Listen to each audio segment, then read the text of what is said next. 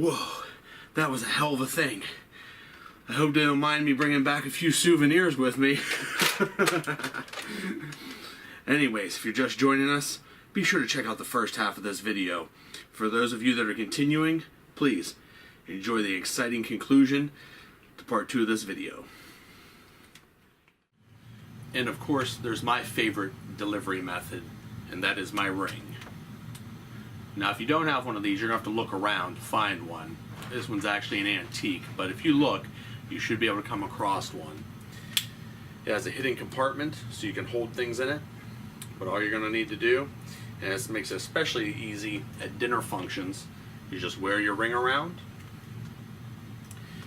When it's go time, load it up with one of your favorite poison concoctions. I personally love Pop Rocks because there is no denying that something has happened to you.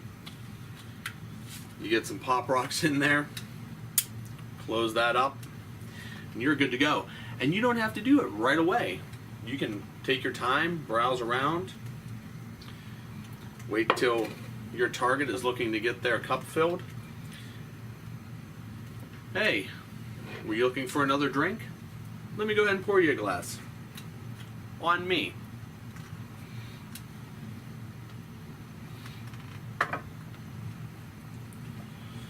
No, think nothing of it. You're a fine adventurer. It's the least I can do.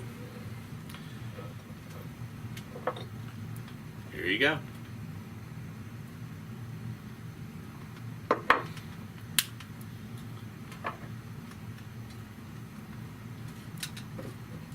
And that's all there is to it. So, your target drinks the poison, and you have a marshal standing by. They call hold, they call stop, you know, whatever they do to interrupt your game. Let the person who just drank that know that they're poisoned. At that point in time, their mouth is going to be popping anyways. And guess what? There you have it. Now, if you pour the drink, they may suspect you, so the better thing to do would be wait till they walk away, just happen to walk by. You can have this open as you're walking by and just happen to tip, close. You know, you can do just sort of a flyby. You don't have to get much in there if it's Pop Rocks. But like I said, Pop Rocks in liquid are going to be more suspect, so I would try to use those on solid food. But if you have salt or whatever you're pouring into here, it works. Just make sure if they're drinking Kool-Aid, don't pour sugar in. Obviously, there's going to be no effect there. But like I said, all kinds of things can work. Just make sure that whatever you put in here is very clear that they've ingested something, and that it's not going to actually cause them any out-of-game issues. And you yourself may be on your way to poisoning people. I personally think this is an excellent concept to have in games. It gives rogues that much more to do. If you want to poison someone, it adds that whole dynamic, which I think is fantastic. There's nothing better than, you know, going about your daily business, you're eating, you get up to go to the bathroom, wash your hands, get a second helping, get another glass or whatever, you come back, sit down, and there's just that crackle, or why is this so salty or vinegary, and then, oh shit, as the marshal calls to stoppage. Guess what? So if your game has this dynamic in it already, that's great. Be sure to use it. Take the things I've told you in this video and hopefully they help you out. Just if you're going to do this or anything that's roguish or thieving or whatever, just make sure you practice. Get your timing down so that everything looks fluid and natural. When you're done with the ring, make sure it vanishes and then go ahead about your business. Don't let anyone know that you're doing the things that you're doing, because as soon as they realize that you're doing these evil things, they're going to come after you. So, if you don't have this dynamic in your game, I would suggest talking to your GM, show them this video, see what they think of it. It might be something worth adding into your game. If your game has a lot of PKing in, a lot of PC on PC violence, this is definitely something you're going to use. If your game doesn't have that aspect, well, this may not be something you use often or at all, but it's still something cool to maybe incorporate where you could possibly do it against NPCs, or NPCs can certainly do it to you. So I think it's still awesome to incorporate, because when someone picks up that drink and those Pop Rocks go off, man, that GM, marshal, referee, whatever calls that stoppage, the look on their face, priceless. Now, your game doesn't have something like this going on in it. I don't know how your poison system works. I mean, it could just be simple as saying, you know, hey, Marshall, I poisoned his food.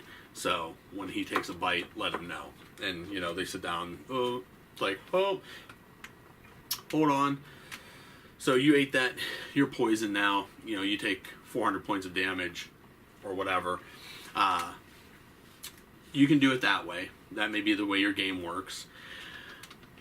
That's kind of cheesy. I prefer there to be some sort of contact. However, you know, I understand if there isn't. Your game may have something simple where you have something like a post-it note and you would just write on here, oh, let's see here.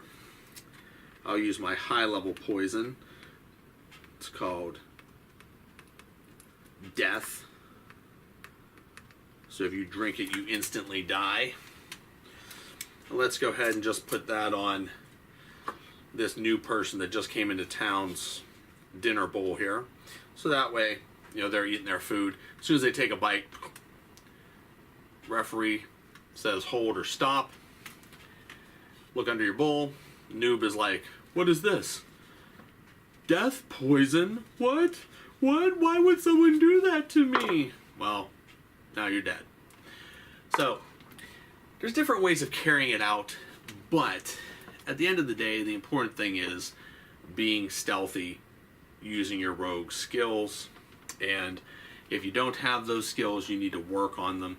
If you do have them, refine them, get to a point where you're able to do this stuff without people ever knowing. Plan it out far enough in advance. If you know dinner is going to be at 5, poison the wine at noon. Don't wait around. You know this is your buddy's wine bottle, and you know every time he sits down at dinner, he drinks from this bottle right here. Guess what? You better make sure that you get that poison in there. Get that thing sealed up. Then that way when he sits down, oh, this wine tastes like vinegar. I think it's bad. Oh, wait a minute. This wine tastes like vinegar? Shit. Look on the bottom. Ah, death poison. Figures. Your buddy's drinking horn.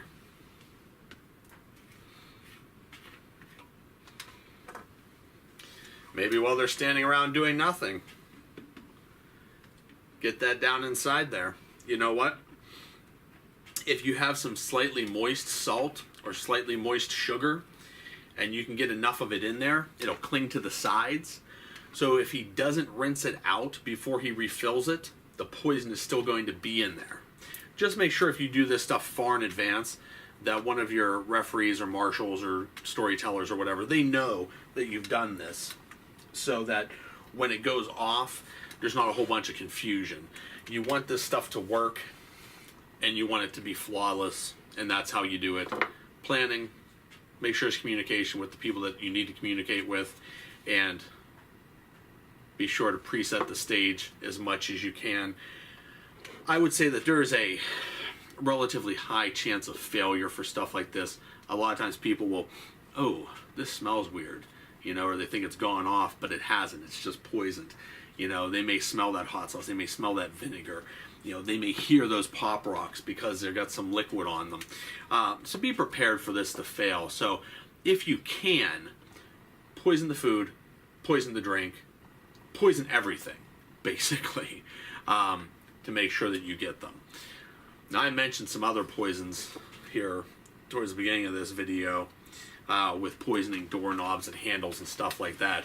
I'll cover those type of poisons in my trapping videos when we talk about dust, powder, like talcum powder, baby powder, flour, water balloons, Vaseline on things, anything that's going to be a contact poison. I'll cover that in a later video, but this is really just to cover the ingestibles. So, if you like this video, please click the like button. If you enjoyed the channel, please subscribe. I have new videos weekly, and If there's something specific you want to see, I'd love to hear. If you do some poisoning yourself or you get a good video of yourself in action, please post a response. Always excited to see images of others doing their dastardly deeds. And until next time, adventure on. So I happened across this mine here, and I'm going to go in and check it out. We're going to see how to maybe properly explore a mine and how maybe not to properly explore a mine. I'm all by myself. I'm going to go exploring here. So first thing to come up on is this door.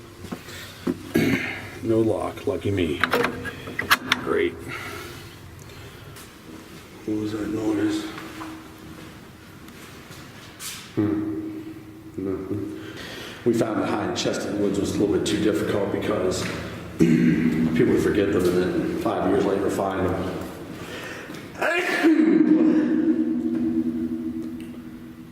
Nothing like giving away your position. Don't do that in dungeon, ever. So anyways, that's the end of this little mine adventure.